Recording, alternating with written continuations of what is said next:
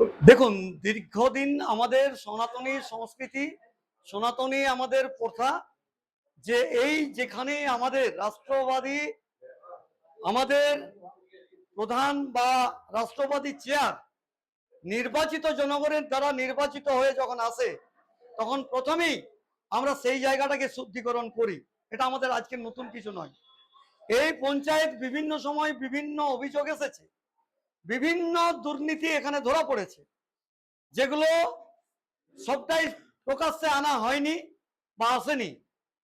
যেখানে যা আছে অভিযোগ, দুর্নীতি, সবটাকে একেবারে পবিত্র মা গঙ্গার জল ধরে নিয়ে এসে একদম সেই বাড়িধারা ছিটিয়ে ছিটিয়ে আমরা এই প্রধানকে আজকে চেয়ারে বসালাম। এটা আমাদের দায়িত্ব এবং কর্তব্য। আমরা তো সবাই সনাতনী নাকি? সনাতনী প্রথাতে আমাদের ভোটচাল সাহেব আছেন, তিনিও এসেছেন, তিনিও আজকে এই জায়গাটাকে শুদ্ধিকরণ করলেন আমার সাথে সাথে। তাই আমরা পবিত্র মা গঙ্গার বাড়িধারাকে নিয়ে এসে আমরা এখানটাকে শুদ্ধিকরণ করলাম।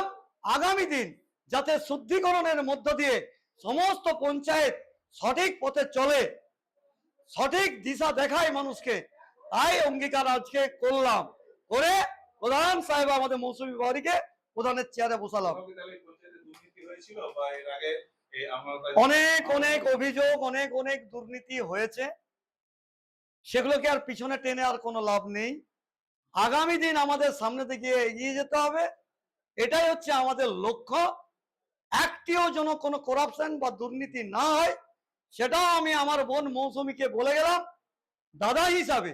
আর মৌসুমী আমাদের দীর্ঘদিনের নেত্রী, দীর্ঘদিনের নির্বাচিত প্রতিনিধি, তাই আমাদের দল সংগঠন সর্বোপরি সেই মান্যতা দিয়েছে। আমি উপরের নির্দেশ মোতাবেক, আমাদের সংগঠনের উপরের নির্দেশ মোতাবেক আমাদের পুরনো কার্যকর্ত্রী হিসাবে তিনি ছিলেন এখানে সভানেত্রী মণ্ডলের, তারপরে পঞ্চায়েতের বিরোধী দলনেত্রী, তারপরে তিনি বর্তমানে এখানে সদস্যা। সমস্তটাকে মিলিয়ে আজকে আমরা তাকে প্রধানের চেয়ারে সমর্থন জানিয়ে 14 জন মেম্বার, এই অঞ্চলের 14 জন মেম্বারই আজকে দুহাত তুলে আজকে সমর্থন দিয়ে তাকে এখানে চেয়ারে আসীন করা হলো।